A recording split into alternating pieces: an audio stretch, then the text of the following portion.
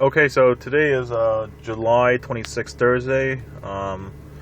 It's been, I believe, a week and a half since I got my car back from BMW, and the brakes have been replaced because of noise when reversing. This video is to show you that the vehicle still makes the noise when reversing. So here we go.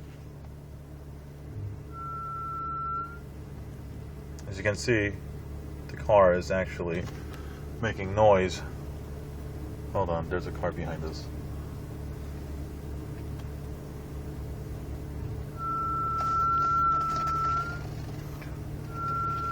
As you can see, it is pretty loud when you reverse.